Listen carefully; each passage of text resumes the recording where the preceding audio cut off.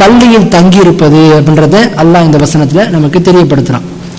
அடுத்த ஹதீஸுகள்ல ஏத்திகாஃபை பத்தி பார்க்கும்போது வருது, அன் ஆயிஷா ரலியல்லாஹு அன்ஹா ஜௌஜ் நபியுல்லாஹி ஸல்லல்லாஹு அலைஹி வஸல்லம் அன்ன நபியுல்லாஹி ஸல்லல்லாஹு அலைஹி வஸல்லம் கான يعتكف الاشهر الاواخر من رمضان حتى توفاه الله ثم اعتكف ازواجه من بعده.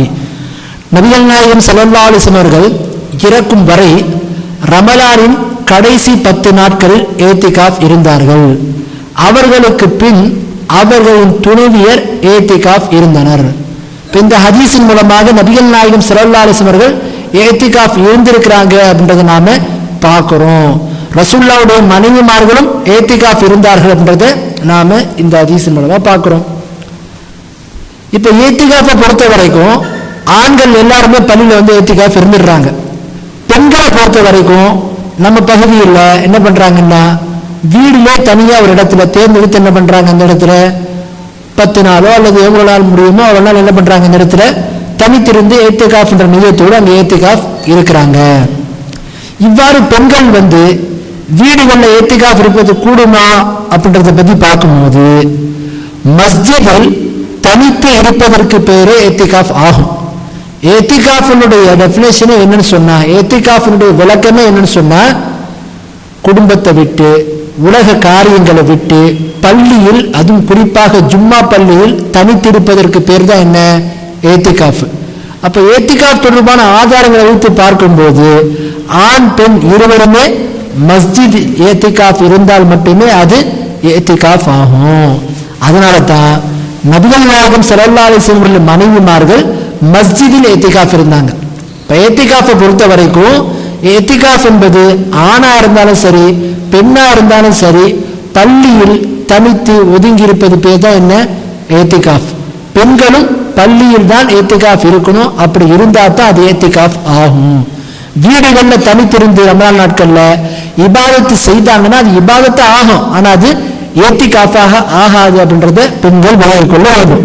பாருங்க, நபிகள் நாயகம் ஸல்லல்லாஹு அலைஹி வஸல்லம் மனைவிமார்கள் எப்படி ஏத்திகாஃப் இருந்தார்கள் அப்படின்றத பத்தி பார்க்கும்போது புகாரியில 2034 நம்பர் ஹதீஸ் அதுல வருது, அன் ஆயிஷா ரலியல்லாஹு அன்ஹா அன்ன நபியுல்லாஹி ஸல்லல்லாஹு அலைஹி வஸல்லம் أراد أن يعتكف فلما انصرف إلى المكان الذي أراد أن يعتكف فإذا أخبية خباء عائشة وخباء حفصة وخباء زينب فقال البر تقولون بهن ثم انصرف فلم يعتكف حتى اعتكف 10 من شوال. ஆயிஷா ரலியல்லாஹு அன்ஹா அறிவிக்கிறாங்க, நபிகள் நாயகம் ஸல்லல்லாஹு அலைஹி வஸல்லம் அவர்கள் ஏத்திகாஃப் இருக்க நாடினார்கள். அவர்கள் ஏத்திகாஃப் இருக்கும் இடத்திற்கு சென்றபோது ஆயிஷா ரலியல்லாஹு அன்ஹா கூடாரம், ஹப்ஸா ரலியல்லாஹு அன்ஹா கூடாரம், ஸைனப் ரலியல்லாஹு அன்ஹா கூடாரம் என பல கூடாரங்களை கண்டார்கள். இதன் மூலம் நீங்கள் நன்மையைத்தான் நாடுகிறீர்களா என்று கேட்டுவிட்டு ஏத்திகாஃப் இருக்காமல் திரும்பி விட்டார்கள். ஷவ்வால் மாதம் 10 நாட்கள் ஏத்திகாஃப் இருந்தார்கள். இப்ப இந்த ஹதீஸ்ல நமக்கு விளங்குது, நபிகள் நாயகம் ஸல்லல்லாஹு ஏத்திகாஃப் இருந்தாங்க. இப்ப எல்லா ஆண்களும் பள்ளியில தான் ஏத்திகாஃப் இருப்பாங்க. அப்ப ரசூலுல்லாஹ் ஏத்திகாஃப் இருக்கக்கூடிய இடத்துல இன்னும் சில கூடாரங்களை பார்க்கறாங்க. கூடாரங்கன்னா ஏத்திகாஃப் இருக்கும்போது தனித்திருப்பதற்காக என்ன செய்வாங்க, கூடாரம் மாதிரி துணியை வைத்து அமைத்துக் கொள்வார்கள். அப்படி ரசூலுல்லாஹ் வந்து தங்களுடைய மனைவிமாருடைய கூடாரத்தை பார்க்கும்போது என்ன பண்றாங்க, இவங்க நன்மையை தான் நாடுகிறார்களா அப்படின்ற மாதிரி என்ன பண்றாங்க, அந்த வருஷம் ஏத்திகாஃப் இல்லாம திரும்பி விடுகிறார்கள். பிறகு ஷவ்வால்ல ஏத்திகாஃப் இருந்தார்கள் அப்படின்றத நாம ஹதீஸ்ல பார்க்கிறோம். அப்ப இந்த ஹதீஸ் நமக்கு என்ன தேவைன்னு சொன்னா, நபிகள் நாயகம் ஸல்லல்லாஹு மனைவிமார்களும் பள்ளியில் தான் ஏத்திகாஃப் இருந்திருக்கிறார்கள் அப்படின்றத இந்த ஹதீஸ் நமக்கு என்ன செய்யுது, உணர்த்துது. அப்ப ஏத்திகாஃப் என்பது பெண்களா இருந்தாலும் ஆண்களா இருந்தாலும் பள்ளியில் இருப்பதற்கு பேர் தான் ஏத்திகாஃப். தனியாக வீடுகளிலே பெண்கள் இருந்தாங்கன்னா அது ஏத்திகாஃப் ஆகாது. நன்மை வேண்டா கிடைக்கலாமே தவிர அது ஏத்திகாஃப் ஆகாது அப்படின்றத நாம வழங்கிக் கொள்ள வேண்டும். அதுக்கடுத்து பாருங்க, ஏத்திகாஃப் என்பது எப்போது நம்ம துவக்கணும், எப்போது அது ஆரம்பமாகுது அப்படின்றத பத்தி பார்க்கும்போது புகாரியில 2041 நம்பர் ஹதீஸ். அந்த ஹதீஸ்ல வருது, அன் ஆயிஷா ரலியல்லாஹு அன்ஹா قالت كان رسول الله صلى الله عليه وسلم يعتكف في كل رمضان واذا صلى الغداء دخل مكانه الذي اعتكف فيه. நபிகள் நாயகம் ஸல்லல்லாஹு அலைஹி வஸல்லம் அவர்கள் ஒவ்வொரு ரமலானிலும் ஏத்திகாஃப் இருப்பார்கள். சுபு தொழுவதும் ஏத்திகாஃப் இருக்கும் இடத்திற்கு சென்று விடுவார்கள். அப்ப இந்த ஹதீஸ் நமக்கு என்ன விளங்குது, யாராவது சொல்லுங்க பார்க்கலாம்.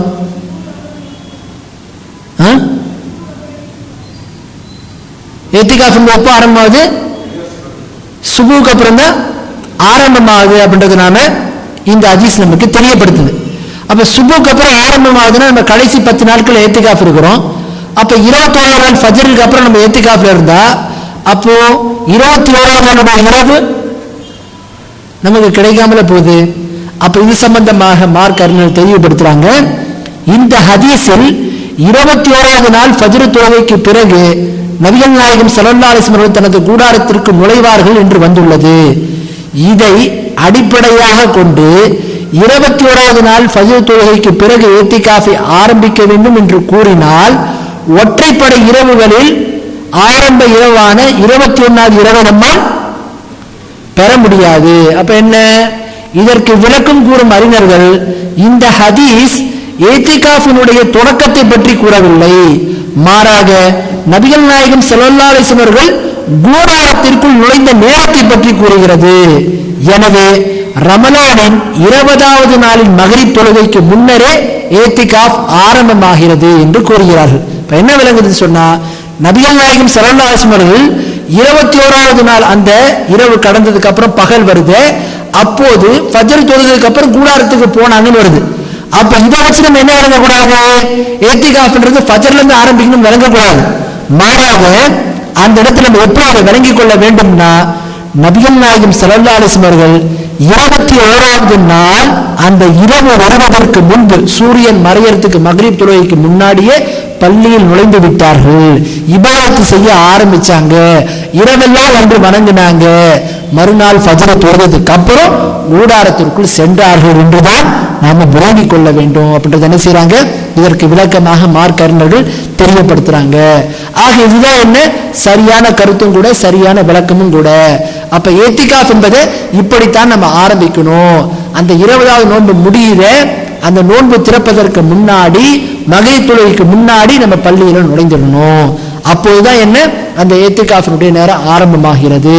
அப்போதிலிருந்து 10 நாள் இருக்கிற வரைக்கும் என்ன ஏத்திகாஃப் இருக்கலாம் அப்படி ரசூலுல்லாஹ் இருந்திருக்கிறாங்க அப்படின்றது நாம பார்க்கிறோம்.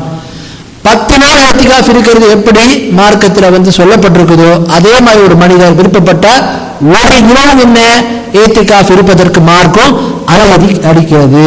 புகாரியில 2032வது நம்பர் ஹதீஸ். அந்த ஹதீஸ்ல வருது, உமர் ரலியல்லாஹு அன்ஹு அன்ன உமர் சஅல நபியுல்லாஹி ஸல்லல்லாஹு அலைஹி வஸல்லம் قال كنت نظرت في الجاهلية أن أعتكف ليلة في المسجد الحرام أن أعتكف ليلة في المسجد الحرام قال فأوفي بنظري.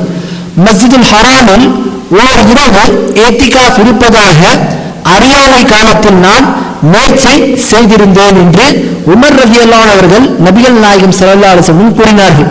அதற்கு நபிகள் நாயகம் ஸல்லல்லாஹு அலைஹி வஸல்லம் அவர்கள் உமது முயற்சியை நிறைவேற்றுங்கள் என்றார்கள். அப்ப இது நமக்கு என்ன விளங்குது? ஏத்திகாஃப் இருக்கணும்னா 10 நாள் தான் இருக்கணும்ல, அல்லாஹ் நானா 10 நாளும் இருக்கலாம். அப்படி ஒரு மனிதராக ஒரு நாள் இருக்க விரும்புறாரு, அதற்கும் மார்க்க அனுமதிக்குது. 3 நாள் இருக்க விரும்புறாரு, அதற்கும் மார்க்க அனுமதிக்குது. 2 நாள் இருக்க விரும்புவாரு, அதற்கும் மார்க்க அனுமதிக்குது. 5 நாள் இருக்க விரும்புவாரு, அதற்கும் மார்க்க அனுமதிக்குது. அப்போ ஒரு நாளும் இருக்கலாம், அதிகப்படியா 10 நாளும் இருக்கலாம் அப்படின்றத இந்த ஹதீஸ்கள் மூலமாக நாம பார்க்கிறோம். அதுக்கடுத்து இந்த ரமலான்ல முக்கியமான விஷயங்கள்ல ஒண்ணு என்ன, இந்த லைலத்துல் கத்ர் இரவை அடைகிறது. ஏன்னு சொன்னா இந்த ஒரு இரவு என்ன 1000 மாதங்களை விட சிறப்பானது அப்படின்றத நாம பார்த்தோம். அப்ப இந்த லைலத்துல் கத்ர் இரவு என்பது எப்போது இருக்கிறது, இது எப்போது வரும் அப்படின்றத பத்தி பார்க்கும்போது நம்ம விவரமறியாத முஸ்லிம்களை பொறுத்த வரைக்கும் அது கன்ஃபார்மா என்ன ரமலான் மாதம் பிறை 27 என்பதை என்ன செஞ்சுட்டாங்க, அவர்களாக முடிவு செய்து கொண்டார்கள்.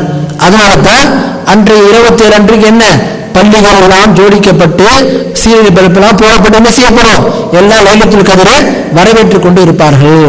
அப்ப லைலத்துல் கத்ரை பொறுத்த வரைக்கும் நீங்க பாத்தீங்கன்னு சொன்னா லைலத்துல் கத்ர் என்பது நம்ம வழங்கி வைத்திருக்கிற மாதிரி 27 இரவு தான் அப்படி நம்ம என்ன செய்ய முடியாது, உறுதியாக சொல்ல முடியாது. ஏன்னு சொன்னா இது சம்பந்தமா பாருங்க ஹதீஸ் வருது, புகாரில் வரக்கூடிய ஹதீஸ்.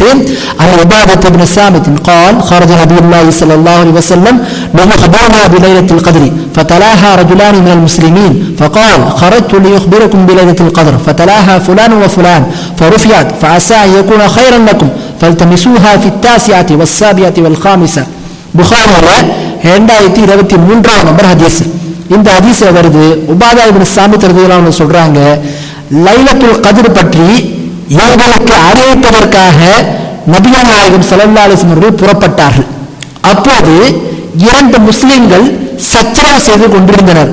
நபிகள் நாயகம் ஸல்லல்லாஹு அலைஹி வஸல்லம் அவர்கள் லைலத்துல் கத்ரை உங்களுக்கு அறிவிப்பதற்காக நான் புறப்பட்டேன், அப்போது இன்னாரும் சச்சரவு செய்து கொண்டிருந்தனர், எனவே அது பற்றிய விளக்கம் நீக்கப்பட்டு விட்டது, அது உங்களுக்கு நன்மையாக இருக்கலாம், எனவே அதை 29ஆம் இரவிலும் 27ஆம் இரவிலும் 25ஆம் இரவிலும் தேடுங்கள் என்று கூறினார்கள். அப்ப இந்த ஹதீஸ்ல பாருங்க, அல்லாஹ் லைலத்துல் கத்ர் எந்த இரவு என்பதை ரசூலுல்லாஹ்வுக்கு அறிவித்து தந்தான். அதை ரசூலுல்லாஹ் மக்களுக்கு தெரியப்படுத்துறதுக்காண்டி வர்றாங்க. வரும்போது முஸ்லிம்கள் 2 பேர் சண்டையிட்டு கொண்டிருந்த காரணத்தினால ரசூல் என்ன பண்றாங்க, அவங்க மத்தியில சமாதானத்தை ஏற்படுத்துக்கு போறாங்க. அப்படியே அல்லாஹ் என்ன செய்துறான், அந்த லைலத்துல் கத்ருடைய இரவு அந்த தகவலை கொடுத்தானே அதை மறுபடியும் ரசூலுல்லாஹ்வுடைய நினைவிலிருந்து எடுத்து விடுகிறான். ரசூலுல்லாஹ்வுக்கு அதை மறக்கடிக்க செய்து விடுகிறான். அதனால்தான் நபிகள் நாயகம் ஸல்லல்லாஹு அலைஹி சொல்றாங்க, அந்த இரவு பற்றி எனக்கு தெரிவிக்கப்பட்டது, 2 பேர் சண்டையிட்டு கொண்டாங்க முஸ்லிம்கள், அவங்களுக்குள்ள சமாதானத்தை ஏற்படுத்த போய் எனக்கு அந்த இரவு மறக்கடிக்கப்பட்டது, அது உயர்த்தப்பட்டு விட்டது, அதனால என்ன உங்களுக்கு நன்மையாகவும் இருக்கலாம், நீங்க என்ன செய்யுங்க 29ல தேடுங்க, 25ல தேடுங்க, 27ல தேடுங்க அப்படின்ற மாதிரி என்ன செய்யறாங்க நபிகள் நாயகம் ஸல்லல்லாஹு அலைஹி வஸல்லம் அவர்கள் சொல்றாங்க. அப்ப இந்த ஹதீஸ் தெளிவா நமக்கு உணர்த்துது, ரசூலுல்லாஹ்வுக்கே தெரியாது லைலத்துல் கத்ர் இரவு என்பது சரியா எது என்பது. ஏன்னா ரசூலுல்லாஹ் சொல்றாங்க, அந்த இது இல்மு கொடுக்கப்பட்டு ஞானம் கொடுக்கப்பட்டு எனக்கு மறுபடியும் அது திரும்பி வாங்கப்பட்டு விட்டது, உயர்த்தப்பட்டு விட்டது என்ற மாதிரி. அதுக்கப்புறம் ஒவ்வொரு வருஷமும் 27 தான்ன்றது நம்ம தீர்மானமா நம்மளே முடிவு பண்ணுவது என்பது மார்க்கத்தில் இல்லாத இது அப்படின்றத நாம விளங்கிக் கொள்ள வேண்டும். நபிகள் நாயகம் ஸல்லல்லாஹு அலைஹி வஸல்லம் லைலத்துல் கத்ர் இரவு எது என்பது அறிவிக்கப்பட்ட பிறகு மறக்கடிக்கப்பட்டது என்று இருக்கும்போது 21ஆம் இரவு தான் லைலத்துல் கத்ர் என்று நாம நினைப்பது சரியாகாது. ஆகவேதான் நபிகள் நாயகம் ஸல்லல்லாஹு அலைஹி வஸல்லம் ரமலானின் கடைசி 10 நாட்களில் உள்ள ஒற்றைப்படை இரவுகளை தேடுங்கள் என்று கூறினார்கள். சில ஹதீஸ்ல சொன்னாங்க 29 தேடுங்கன்னாங்க, 25ல தேடுங்கன்னாங்க, 27ல தேடுங்கன்னாங்க. வேறு சில ஹதீஸ்ல என்ன சொன்னாங்க, ரமலானுடைய கடைசி 10ல வரக்கூடிய ஒற்றைப்படை இரவுகள்ல தேடுங்க அப்படின்ற மாதிரி சொல்லி இருக்கிறாங்க. ஆக அந்த 5 இரவுகள்ல ஏதேனும் ஒரு இரவுல அந்த லைலத்துல் கத்ர் என்பதை அல்லாஹ் நமக்கு வைத்திருக்கிறான் அப்படின்றத நாம வழங்கிக் கொள்ள வேண்டும். அது சமயம் பாருங்க, ஹதீஸ் ரசூலுல்லாஹ் சொல்றாங்க, புகாரில 2017 ஹதீஸ், அல்லாஹ்வின் தூதர் ஸல்லல்லாஹு அலைஹி வஸல்லம் கூறினார்கள், ரமலானின் கடைசி 10 நாட்களில் உள்ள ஒற்றைப்படை இரவுகளில் லைலத்துல் கத்ரை தேடுங்கள். அப்போ லைலத்துல் கத்ர் என்பது அந்த கடைசி 5 இரவுகள், அந்த 10 இரவுகள்ல ஒற்றைப்படை இரவுகளான அந்த 5 இரவுகள்ல ஒரு நாள் இருக்கிறது அப்படின்றத நாம தெரிந்து கொள்ள வேண்டும். லைலத்துல் கத்ர் சம்பந்தமான ஹதீஸ்களை வைத்து மார்க்கறிஞர்கள் கூறும்போது அது ஒவ்வொரு ஆண்டும் ஒரே நாளில் வராது என்கிறார்கள். லைலத்துல் கத்ரை பொறுத்த வரைக்கும் அது 27 இல்ல 23 தான் அல்லது 25 தான் நம்ம சொல்வதா இருந்தாலும் ஒரு சில அடையாளங்களை வைத்து அது ஒவ்வொரு வருடம் என்ன ஒரே தினத்துல தான் வரணும் கிடையாது, ஒரே இரவுல தான் வரணும் கிடையாது, ஒவ்வொரு ஆண்டும் ஒரே நாளில் வராது என்கிறார்கள் மார்க்கறிஞர்கள். மாறாக ஒற்றைப்படை இரவுகளில் மாறிக்கொண்டே இருக்கும். ஆகவே தான் நபிகள் நாயகம் ஸல்லல்லாஹு அலைஹி வஸல்லம் கூட 25ல தேடுங்கன்னாங்க, 27ல தேடுங்கன்னாங்க, 29 இரவுகளில் தேடுங்கன்றாங்க. மேலும் ஒற்றைப்படை இரவு தேடுங்கள் என்று ஹதீஸில் வந்துள்ளது. வேறு சில சஹாபாக்கள் அறிவிக்கிறாங்க, நாங்க ரசூலுல்லாஹ் அந்த லைலத்துல் கத்ருடைய அந்த இரவுக்கான அடையாளங்களை பற்றி சொல்லும்போது சில அடையாளங்களை சொன்னாங்க. அது ரமலானுடைய 21வது இரவுன்னு சில ஹதீஸுகள் புகாரி முஸ்லிம் போன்ற நூல்களை நம்ம பார்க்கிறோம். இப்ப லைலத்துல் கத்ரை பொறுத்த வரைக்கும் அது ஒரே இரவு என்பது கிடையாது, அந்த 5 ஒற்றைப்படை இரவுகள்ல மாறி மாறி வரும் என்பதை நாம விளங்கிக் கொள்ள வேண்டும். அப்படி இருக்கும்போது 27 என்று சொல்வது என்ன தவறு என்பதை நாம விளங்கிக் கொள்ள வேண்டும். அதற்கடுத்து பாருங்க, இந்த ரமலான் மாசத்துல இருக்கக்கூடிய முக்கியமான விஷயங்கள்ல இதோ ஒன்று சதகத்துல் ஃபித்ர். சதகத்துல் ஃபித்ர் என்ன அப்படின்றத பத்தி பார்க்கும்போது நாம ரமலான் மாதத்துல அந்த நோன்பு பெருநாளைக்கு முன்னாடி கொடுக்கிறோமே அந்த தர்மம், அந்த தர்மத்துக்கு பேர் தான் சதகத்துல் ஃபித்ர். இந்த ஃபித்ரை பத்தி நபிகள் நாயகம் ஸல்லல்லாஹு அலைஹி வஸல்லம் சொல்றாங்க, ஃபரத ரசூலுல்லாஹி ஸல்லல்லாஹு அலைஹி வஸல்லம் ஜகாத்துல் ஃபித்ர் ஸாஅ மின் தமரின் அவ் ஸாஅ மின் ஷஈரின் அலல் அப்தி வல் ஹுர்ரி வல் தக்ரி வல் உன்ஸா வஸ் ஸகீரி வல் கபீரி மினல் முஸ்லிமீன் وأمر بها أن تؤدي قبل خروج الناس إلى الصلاة. புகாரில 1503 நம்பர் ஹதீஸ். அந்த ஹதீஸ்ல வருது, முஸ்லிம்களுடைய உள்ள ஆண் பெண் சிறியவர்கள் பெரியவர்கள் அடிமை சுதந்திரமானவர் அனைவருக்காகவும் ஒரு சாவு அளவு பேரிச்சம்பளம் அல்லது ஒரு சாவு அளவு தீட்டாத கோதுமையை பெருநாள் தர்மமாக ஏழைகளுக்கு வழங்க வேண்டும் என்று நபிகள் நாயகம் ஸல்லல்லாஹு அலைஹி வஸல்லம் அவர்கள் நிர்ணயித்தார்கள். அதை பெருநாள் தொழுகைக்காக மக்கள் வெளியே செல்வதற்கு முன்னால் கொடுக்கும்படி கட்டளையிட்டார்கள். அப்ப இந்த ஹதீஸ் நமக்கு வழங்குது சதகத்துல் ஃபித்ர் என்பது கட்டாய கடமை. அதை நோன்பு வைக்கக்கூடியவர்கள் அவசியமாக ஏழைகளுக்கு கொடுக்கணும். அதனாலதான் அந்த ஹதீஸ்ல வருது நபிகள் நாயகம் ஸல்லல்லாஹு அலைஹி வஸல்லம் அதை நிர்ணயித்தார்கள். அரபியில ஃபரதன்ற வார்த்தை வருது. ஃபரதன கடமையாக்கினார்கள், நிர்ணயித்தார்கள் என்று அர்த்தம். அப்போ சதகத்துல் ஃபித்ர் என்பது சக்தி பெற்றவர்கள் மீது ஏழைகளுக்கு கொடுப்பது கடமையாக இருக்கிறது அப்படின்றத நாம பார்க்கிறோம். அதே மாதிரி இந்த சதகத்துல் ஃபித்ரை கொடுப்பதற்கான காரணங்கள் என்ன அப்படின்றத பத்தி பார்க்கும்போது அபூதாவுத் வரக்கூடிய 1611 நம்பர் ஹதீஸ், அந்த ஹதீஸ்ல வருது ஜகாத்துல் ஃபித்ரி துஹரத்துல் லிஸ்ஸாயி மினல் லக்வி வர்ரஃபி வ துஅமத்துல் மசாகின். நோன்பில் நிகழ்ந்த வீணான பேச்சு மற்றும் அருவருப்பான வார்த்தைகளிலிருந்து நோன்பானதை தூய்மைப்படுத்துவதற்காகவும் ஒன்று. இரண்டாவது, ஏழைகளுக்கு உணவளிக்க வேண்டும் என்பதற்காகவும் நபிகள் நாயகம் ஸல்லல்லாஹு அலைஹி வஸல்லம் அவர்கள் சதகத்துல் ஃபித்ரை கடமையாக்கினார்கள். அப்ப சதகத்துல் ஃபித்ரை நம்ம கொடுப்பதற்கு இரண்டு காரணம் இருக்கு. ஒண்ணு என்ன, நோன்புல அந்த நேரத்துல நம்மளை அறியாம சில வீணான பேச்சுகள் நம்ம பேசியிருப்போம், சில தவறான வார்த்தைகள் நம்ம சொல்லியிருப்போம். அதிலிருந்து நம்ம பரிசுத்தப்படுத்துவதற்கும் தூய்மைப்படுத்துவதற்கும் ஒரு காரணம் நம்ம சதகத்துல் ஃபித்ரை கொடுப்பதற்கு. இன்னொரு காரணம் என்ன, ஏழைகளும் அந்த பெருநாளை சந்தோஷமாக கொண்டாட வேண்டும், அவர்களுக்கு அது உணவாக இருக்கணும் அப்படின்றதுக்காக வேண்டியும் நபிகள் நாயகம் ஸல்லல்லாஹு அலைஹி வஸல்லம் அவர்கள் இதை நமக்கு கடமையாக்கி இருக்கிறார்கள் அப்படின்றதுனால பார்க்கிறோம். ஆக இந்த இரண்டு காரணங்களுக்காக ஜகாத்துல் ஃபித்ர் என்பது, அந்த சதகத்துல் ஃபித்ர் என்பது நம்ம மீது கடமையாக்கி இருக்கிறது அப்படின்றதுனால தெரிந்து கொள்ள வேண்டும்.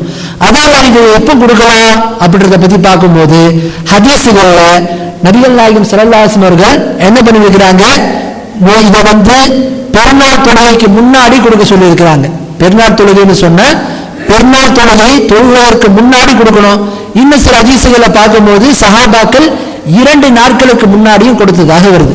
அப்போ கடைசி தவணையா கடைசி நேரமாக அந்த பெருநாள் தொழுகையை தொழுவதற்கு முன்னாடியே இந்த தர்மத்தை கொடுத்துட்டாதான் அது சதகத்துல் ஃபித்ர் ஆகும்.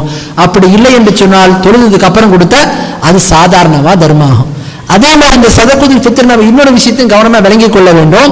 இன்னைக்கு நம்மள சில பேர் என்ன பண்றாங்க, சதகத்துல் ஃபித்ரை பொறுத்த வரைக்கும் ரொக்கமா கொடுத்துருவாங்க, பணம்